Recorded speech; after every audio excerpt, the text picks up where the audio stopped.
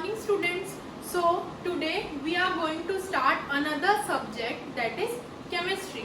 So the first chapter in your chemistry subject is chemical equation and reaction. क्या है आपका first chapter?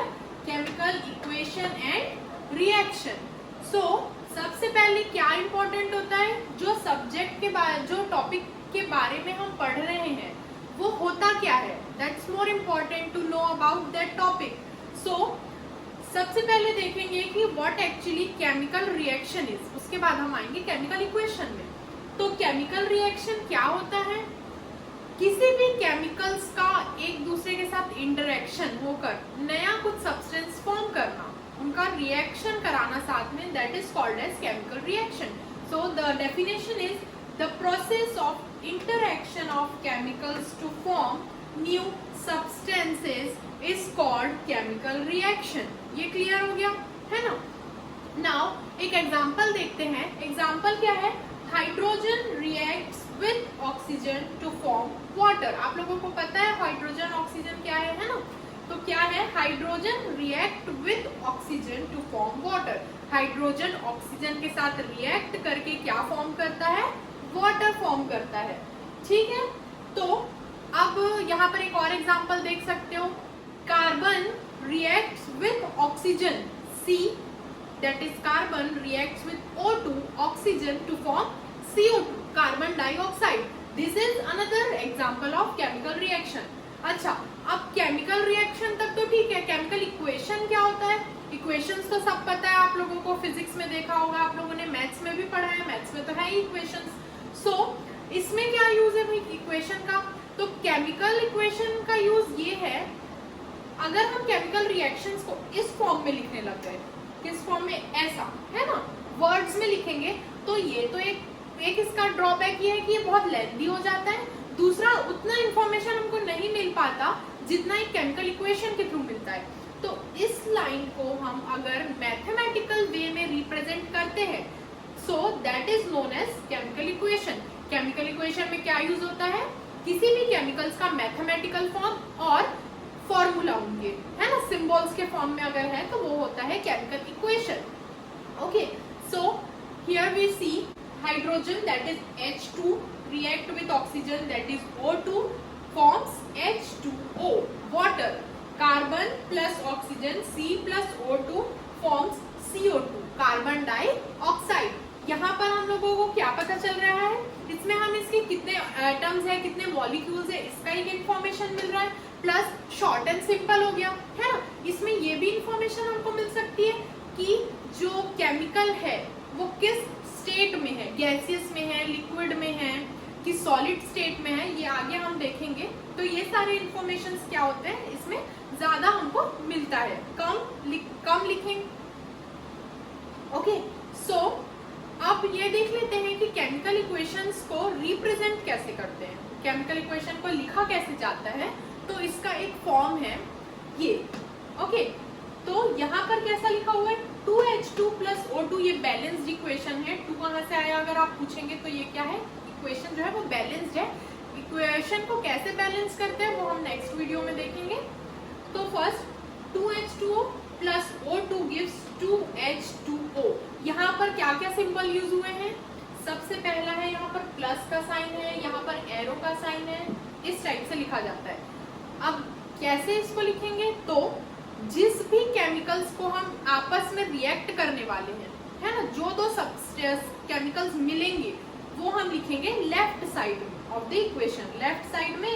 Okay, and जो हमको reaction होने के बाद मिलेगा वो हम लिखेंगे राइट हैंड साइड में, दिस साइड. ओके, सो जो दो केमिकल रिएक्ट कर रहे हैं that is known as reactant, and this side of the equation is known as product. Okay, so reactant and product left hand side and right hand side हो गया. अब इसमें अगर राइट हैंड साइड या left hand side, किसी भी side, दो या दो से ज्यादा, एक से ज्यादा है, अगर दो केमिकल्स है तो बीच में क्या साइन यूज करते हैं हम? प्लस का साइन यूज करते हैं. और इस रिएक्शन को रिप्रेजेंट बीच में से कौन करता है? रिएक्टेंट और प्रोडक्ट के बीच एक एरो से रिप्रेजेंट किया जाता है. इसका पॉइंट आउट किस साइड रहता है? प्रोडक्ट के साइड पॉइंट आउट करता है. सो ये हो गया केमिकल इक्वेशंस कैसे लिखा है। नाउ जो केमिकल इक्वेशन है, जो ये रिएक्शन होता है, वो बहुत सारे कंडीशंस के अंडर हो सकता है। कभी हीट देने पे रिएक्शन होता है, कभी कूलिंग करके रिएक्शन किया जाता है, कभी प्रेशर दे के रिएक्शन कराया जाता है, तो कभी इलेक्ट्रिसिटी का यूज करके रिएक्शन। तो ऐसे बहुत सारे कंडीशंस है। वो कंडीशंस को भी हम इससे हमको उसकी भी इंफॉर्मेशन मिल सकती है। कैसे? अगर कोई भी रिएक्शन हीट के कारण हो रहा है, किसके कारण? हीट अगर रिस्पॉन्सिबल है, तो हम एरो के ऊपर डेल्टा का साइन या तो एरो के नीचे डेल्टा का साइन बना के वो रिप्रेजेंट कर सकते हैं। अगर रिएक्शन में एरो के ऊपर या नीचे डेल्टा है, that means it is clear कि वो रिएक्शन क्या हो रहा है, हीट के कारण हो रहा है। ऐसे अगर हम देखें तो प्रेशर भी हो सकता है। प्रेशर के कारण अगर हो रहा है तो हम उसमें लिख सकते हैं 5 एटमॉस्फेरिक प्रेशर, ये जो भी प्रेशर है ना। या हीट में हम अगर एग्जैक्ट टेम्परेचर अगर हमको पता है तो वो भी हम रिप्रेजेंट कर सकते हैं एट 180 डिग्री सेल्सियस, राइट। अगर लाइट, सनलाइट के कारण वो रिएक्शन हो रहा है, फोटोसिंथेसिस आपको पता होगा, तो अगर वो सनलाइट के कारण हो रहा है तो एरो के ऊपर क्या लिखा जाता है? सनलाइट लिख दीजिए। तो ये सब क्या है? इंफॉर्मेशन देता है कि किसके अंडर वो रिएक्शन, किस कंडीशंस के अंडर वो रिएक्शन पॉसिबल हो रहा है। So there are more conditions. यहाँ पर एक वर्ड यूज होगा कैटलिस्ट। क्या वर्ड यूज हो रहा है? कैटलिस्ट। What is catalyst? क्या है भाई कैटलिस्ट? तो catalyst are those chemical which increases the rate of reaction but without actually participating in it. What does this means? इसका मतलब ये हुआ कि कैटलिस्ट वो केमिकल्स होते हैं जो किसी भी केमिकल इक्वेशन या रिएक्शन को स्पीड अप कर देते हैं। क्या करते हैं? उनकी स्पीड इंक्रीज करते हैं, वो रिएक्शन फास्ट होता है उनके कारण, लेकिन वो एक्चुअली उसमें पार्ट नहीं लेते। वो सिर्फ क्या करने का काम करते हैं? रिएक्शन का स्पीड बढ़ाने का काम करते हैं, फास्ट करने का काम करते हैं। Those chemicals are known as catalyst. Suppose अगर मैंने किसी भी केमिकल रिएक्शन हो रहा है, उसमें मैंने अगर मुझे निकल की जरूरत पड़ी, निकल एज अ कैटलिस्ट यूज करते हैं, तो अगर मैं 10 ग्राम्स 2 ग्राम्स जितना भी निकल उसमें डाली रिएक्शन में, तो इन द प्रोडक्ट मुझे उतना ही निकल जितना मैंने डाला है रिएक्शन में, वो प्रोडक्ट में मुझे वापस मिल जाएगा। तो ये क्या हो रहा है? लेकिन उससे क्या हुआ? रिएक्शन जो है वो उसका स्पीड हो गया, फास्ट हो गया। तो वो क्या है? यहाँ पर कैटलिस्ट है। जो जितना डाला वो उतना मिला, that means that is not actually participating in it, but वो रिएक्शन को स्पीड अप कर दिया। तो ऐसे केमिकल्स को बोलते हैं कैटलिस्ट। ओके, याद रखिएगा। द नेक्स्ट कंडीशन इज, किसी रिएक्शन में आप देखोगे कि प्रोडक्ट साइड में, राइट हैंड साइड में अपवर्ड एरो का साइन बना हुआ है ना। तो ये क्या होता है भाई? अपवर्ड एरो का साइन क्यों बना है ऊपर की डायरेक्शन में? तो जिस भी रिएक्शन, ये हमेशा प्रोडक्ट साइड में रहेगा। ओके, जब किसी भी रिएक्शन में गैस इवॉल्व होता है, क्या होता है? गैस इवॉल्व हो रहा है, प्रोडक्ट में गैस प्रोड्यूस हो रहा है, तो वो हम इसके थ्रू रिप्रेजेंट करते हैं। कार्बन डाइऑक्साइड गैस प्रोड्यूस हुआ, ठीक है, तो वो है गैस है, ये हम क्या कर दिए? अपवर्ड एरो में उसको रिप्रेजेंट कर दिए। अगर वही एरो डाउनवर्ड्स है, then what does this mean? इसका मतलब क्या होता है? डाउनवर्ड्स का मतलब होता है प्रेसिपिटेट। प्रेसिपिटेट का क्या मतलब होता है? किसी भी रिएक्शन में अगर कोई इनसॉल्युबल सॉल्वेंट है, जो क्या हो गया? वो रिएक्शन उसमें डिसॉल्व नहीं हो पाया, वो हम लोग को एज अ पाउडर फॉर्म में, as a product we get that, तो वो होता है प्रेसिपिटेट। वो क्या? जब हम प्रैक्टिकल करेंगे तो आप देखिएगा, अगर हम किसी टेस्ट ट्यूब में कोई सॉल्यूशन का रिएक्शन करा रहे हैं, अगर उसके नीचे में पाउडर फॉर्म में कुछ प्रोडक्ट बच के नीचे बैठ गया, वही होता है प्रेसिपिटेट। इसके लिए हम क्या यूज करते हैं? Downwards arrow. ओके, सो यहाँ पर एक एग्जांपल मैंने लिखा है प्रेसिपिटेट समझाने के लिए, zinc plus copper sulphate. Zinc को हमने किस में डाला? कॉपर सल्फेट के सॉल्यूशन में डाला, तो जिंक सल्फेट प्लस क्या मिल रहा है? कॉपर मिल रहा है। ये क्यों? क्योंकि जिंक कॉपर से ज्यादा रिएक्टिव है, इसलिए वो क्या कर दिया? जिंक ने CuSO4 से कॉपर को रिप्लेस करके वो क्या हो गया, खुद ऐड हो गया, तो जिंक SO4 प्लस कॉपर जो है वो अलग हो गया और यही कॉपर हमें एज अ प्रेसिपिटेट हमको मिलता है इस रिएक्शन में। ओके स्टूडेंट्स, सो ये था कुछ कंडीशंस है ये जो केमिकल इक्वेशन से रिलेटेड थे। ये सारे सिंबल्स आपके केमिकल रिएक्शंस में एंड इक्वेशंस में यूज होंगे। तो लेट्स मूव ऑन। रिएक्शन को और इंफॉर्मेटिव बनाने के लिए कुछ सिंबल्स यूज किए जाते हैं, वो है फिजिकल स्टेट्स। मैटर का जो फिजिकल स्टेट आप लोगों को पता है, सॉलिड लिक्विड गैस, वो यूज करके उसका सिंबल यूज करके हम ये बता सकते हैं कि वो केमिकल किस फॉर्म में है। ओके, सो एग्जांपल देखते हैं यहाँ पर क्या क्या फॉर्म दिया है। अगर वो केमिकल सॉलिड फॉर्म में है, पाउडर फॉर्म में है तो वो सॉलिड S, अगर वो लिक्विड फॉर्म में है तो वो L, एंड अगर वो एक्वस सोल्यूशन है तो AQ, एंड अगर वो गैसियस स्टेट में है तो G। तो ये चार सिंबल्स है जो यूज करते हैं। एग्जांपल में देखते हैं NaCl प्लस H2O, अगर ये दोनों को मैं रिएक्ट करूंगी तो Na प्लस Cl माइनस में ब्रेक होगा। ओके, नमक NaCl, you all know that. नमक को अगर मैं पानी में डाल रही हूँ, नमक क्या है, सॉलिड है S, पानी लिक्विड H2O, नमक को मैं पानी में डाल रही हूँ तो डिसॉल्व सॉल्यूशन बनेगा एक, वो क्या है, एक्वस सॉल्यूशन। इसमें क्या होगा, Na प्लस और Cl माइनस में ब्रेक होगा NaCl। ओके, अब एक्वस सॉल्यूशन क्यों, अगर कोई सॉल्वेंट अगर डिसॉल्व सॉल्यूशन है वो वाटर में है तभी एक्वस होगा, अगर किसी और लिक्विड में है तो एक्वस सॉल्यूशन उसको नहीं बोलेंगे। ओके फाइन, सो ये एक एग्जांपल हुआ। द अदर एग्जांपल गैस के लिए भी देख लेते हैं। C+O2 CO2, C कार्बन यहाँ क्या है, सॉलिड फॉर्म में है तो मैंने यहाँ लिख दिया S, इससे ये पता चल गया G से कि ऑक्सीजन गैसियस स्टेट में है, एंड CO2 क्या है, गैस फॉर्म हुआ है। तो ये क्या हो गया, कुछ फिजिकल स्टेट्स है जिनके थ्रू हम इंफॉर्मेशन और ले सकते हैं, केमिकल इक्वेशंस को और इंफॉर्मेटिव बना सकते हैं। So the next topic is types of chemical reactions. हमारे चैप्टर में 4 टाइप्स दिए हुए हैं जो केमिकल रिएक्शंस होते हैं, वो किस किस टाइप के होते हैं। Okay, let's see. Okay students, so here is some types of chemical reactions. आपके बुक में 4 टाइप्स ऑफ केमिकल रिएक्शंस दिए हुए हैं। सो द फर्स्ट देख लेते हैं वो कौन कौन से। Combination reaction, decomposition reaction, displacement reaction, double displacement reaction. बहुत इजी है, चारों आप नाम याद कर लेंगे कौन कौन से होते हैं। Combination reaction, decomposition, displacement and double displacement. Okay, so यहाँ पर मैंने सबके एग्जांपल्स के साथ आपको मैं एक्सप्लेन करती हूँ। So the first one is combination reaction. What actually combination reaction is? तो नाम से ही क्लियर है सारे कि कॉम्बिनेशन का मतलब है कंबाइन होना, किसी भी दो रिएक्टेंट का कंबाइन होना।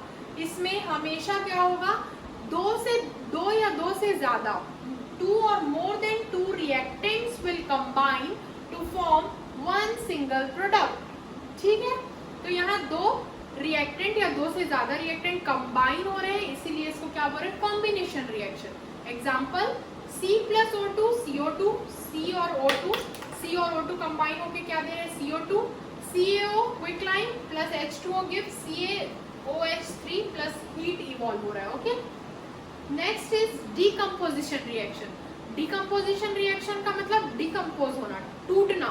अगर एक रिएक्टेंट, यहाँ पर क्या होता है, हमेशा एक रिएक्टेंट रहेगा, लेफ्ट हैंड साइड में 1 रिएक्टेंट ओनली।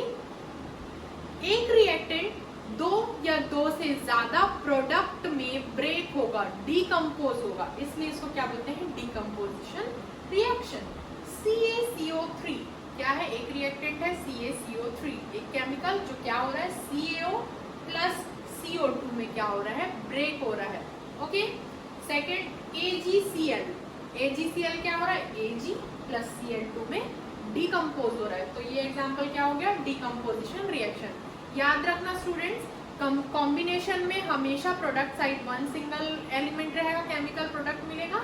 डीकम्पोजिशन में हमेशा एक रिएक्टेंट होता है जो 2 या 2 से ज्यादा में डीकम्पोज होता है। Displacement, now what is displacement reaction. Displacement का मतलब आप सबको पता है, किसी भी दूसरे की प्लेस को खुद ले लेना, खुद ऑक्यूपाई करना, उसको हटा के उसको डिस्प्लेस करके खुद प्लेस हो जाना, है ना, ये होता है डिस्प्लेसमेंट रिएक्शन। एग्जांपल देखते हैं, Zn plus CuSO4, Zn plus CuSO4 gives ZnSO4 plus Cu. Since zinc is more reactive than copper, तो इसने क्या किया, कॉपर को यहाँ से क्या कर दिया, डिस्प्लेस कर दिया और वहां पर जाके खुद ऐड हो गया, तो कॉपर गया सिंगल हो गया, डिस्प्लेस हो गया, और जिंक क्या हो गया, CuSO4 के साथ कंबाइन हो गया, तो ये क्या हो गया, जिंक ने कॉपर को डिस्प्लेस कर दिया, तो ये हो गया displacement. Same Fe plus CuSO4, Fe ने Cu को डिस्प्लेस कर दिया और खुद जाकर कंबाइन हो गया, तो ये हो गया displacement reaction. Now the fourth type is double displacement. Same है, डिस्प्लेसमेंट ही होना है यहाँ, लेकिन दो जगह पर डिस्प्लेसमेंट होना है। अगर सपोज फर्स्ट केमिकल ने दूसरे की जगह ली, तो दूसरा क्या करेगा, फर्स्ट की जगह ले लेगा, तो फर्स्ट ने अपना छोड़कर दूसरे के साथ कंबाइन हो गया और दूसरा वहां से आकर डिस्प्लेस होकर फर्स्ट वाले की जगह पर ले लिया, तो क्या हो गया, डबल डिस्प्लेसमेंट हो गया यहाँ पर। एग्जाम्पल Ne2SO4 प्लस BaCl2, तो यहाँ पर क्या हो रहा है, Na जो है वो Cl2 के साथ जाएगा, NaCl बनाएगा, एंड जो Ba है वो SO4 के साथ आएगा। सोडियम ने क्या किया, बेरियम को डिस्प्लेस कर दिया, sodium displaced this and this displaced sodium, N। Okay, clear है, तो यहाँ पर दो डिस्प्लेसमेंट हो रहे हैं, इसलिए that is why this reaction is known as double displacement reaction. So ये थे आपके चार types of chemical reactions. Now ये सारे एग्जांपल्स आपके बुक में हैं, आप देख के लिख लीजिएगा, उसमें और भी एग्जांपल्स है, प्रैक्टिस करिएगा आप उसकी। एंड कुछ स्पेशल काइंड्स ऑफ रिएक्शन भी होते हैं, जैसे कि first is thermochemical reaction, second is photochemical reaction, third electrochemical, fourth endothermic, exothermic. इस पे हम बाद में आते हैं, फर्स्ट हम ये तीनों के बारे में देख लेते हैं कि क्या होता है। थर्मोकेमिकल, थर्मोकेमिकल नाम से क्या समझा रहा है, जिसमें हीट इन्वॉल्व है, थर्मल, ओके, जिसमें हीट इन्वॉल्व है, ये होता है थर्मोकेमिकल। फोटोकेमिकल जिसमें लाइट इन्वॉल्व है, लाइट एनर्जी यूज करते हैं, वो होता है फोटोकेमिकल। थर्ड है इलेक्ट्रोकेमिकल, मीन जिसमें इलेक्ट्रिसिटी का इन्वॉल्वमेंट है, इलेक्ट्रिसिटी के कारण जो रिएक्शन होगा वो इलेक्ट्रोकेमिकल। ओके, ये तीनों में क्या हो रहा है, एनर्जीज इन्वॉल्व होती है। इस टाइप के रिएक्शन में क्या होता है, एनर्जीज इन्वॉल्व होती है, हीट के फॉर्म में हो, चाहे वो लाइट के फॉर्म में हो या फिर इलेक्ट्रिसिटी के फॉर्म में। ओके, तो एग्जांपल देख लेते हैं। CaCO3 थर्मोकेमिकल, दैट मीन जिसमें हीट का इन्वॉल्वमेंट होगा, हीट देने से ही जो रिएक्शन होगा that is thermochemical reaction. CaCO3 को जब हम हीट देंगे तो वो ब्रेक होगा CaO प्लस CO2 में। ओके, तो ये क्या हो रहा है, हीट के कारण ये रिएक्शन हो रहा है, that is why this is known as thermochemical reaction. Second photochemical reaction, light का यहाँ पर लाइट के लिए एक वर्ड यूज हो रहा है, फोटो यूज करते हैं, तो लाइट केमिकल नहीं बोलेंगे इसको, फोटोकेमिकल रिएक्शन। फोटोकेमिकल में क्या हो रहा है, लाइट एनर्जी। सबसे बेस्ट एग्जांपल है इसका फोटोसिंथेसिस, जो सनलाइट के थ्रू होता है, सनलाइट यूज करके होता है, तो वो हो गया सबसे बेस्ट एग्जांपल फोटोकेमिकल का। एक और एग्जांपल है AgBr, सनलाइट के प्रेजेंस में Ag प्लस Br2 में डिकम्पोज हो गया, Ag प्लस Br2 भी है सनलाइट यूज करके, तो ये हो गया फोटोकेमिकल। इसको फोटोलिसिस भी बोल सकते हैं, क्यों, photo means light, light use हो रहा है, लिसिस मतलब ब्रेक होना, क्या हो रहा है इसमें, दो पार्ट में एक रिएक्टेंट का ब्रेक डाउन हो रहा है, इसलिए ये हो गया लिसिस। ओके, तो photolysis. Third is electrochemical, electrochemical means जिसमें इलेक्ट्रिसिटी इन्वॉल्व हो रही है, इलेक्ट्रिसिटी देना पड़ रहा है। तो अगर हम वाटर में H2O में कैथोड और एनोड, ये एग्जांपल, ये प्रैक्टिकल आपने शायद किया होगा या करेंगे अभी, तो H2O वाटर में अगर कैथोड और एनोड डाल के उसको इलेक्ट्रिसिटी पास कर रहे हैं, तो वो क्या होता है, हाइड्रोजन और ऑक्सीजन मॉलिक्यूल्स में ब्रेक होता है वाटर। ओके, तो H2 प्लस O2, ये एक रिएक्शन हो गया using electricity, that is why this is known as electrochemical reaction. दो जो मैं बोल रही थी अलग टाइप की और रिएक्शंस है, that is endothermic and exothermic reaction. What is endothermic reaction and exothermic? Endothermic में हम हीट इन्वॉल्व करते हैं, हम हीट देते हैं. एक्सोथर्मिक में, एक्सो से आप याद रखना एग्जिट, ओके, तो हीट क्या होती है, एग्जिट होती है, उससे हीट हमको मिलता है एज अ प्रोडक्ट. तो एक में हम हीट दे रहे हैं एंडोथर्मिक, जिसमें हम हीट ले रहे हैं that is exothermic. Example endothermic, जहां पर ये वाला एग्जांपल हम यूज कर सकते हैं, CaCO3 हीट दे रहे हैं तब CaO प्लस CO2 ब्रेक हो रहा है. ओके, तो ये रिएक्शन पॉसिबल है, ये हो गया एंडोथर्मिक. एक्सोथर्मिक में क्या होगा, हमको हीट मिलेगी, CaO वाटर के साथ रिएक्ट करके CaOH थ्राइस बना रहा है, प्लस हमको क्या मिल रहा है, यहाँ पर हीट मिल रही है. तो ये क्या हो गया, एक्सोथर्मिक रिएक्शन हो गया. ये बेसिकली वही है, क्विक लाइम है ये. CO means quick lime. हम मार्केट से ला के देख सकते हैं, जैसे क्विक लाइम लाएंगे, उसको हम पानी में डालेंगे तो जो भी यूटेंसिल में आप रखें वो गर्म हो जाएगा. ओके, तो वो क्या हो रहा है, हमको हीट दे रहा है, इसके साथ रिएक्ट करके क्या हो रहा है, हमको हीट एनर्जी प्रोड्यूस हो रही है, इसलिए वो रिएक्शन होता है एक्सोथर्मिक रिएक्शन. तो ये आपके कुछ टाइप्स है रिएक्शंस के.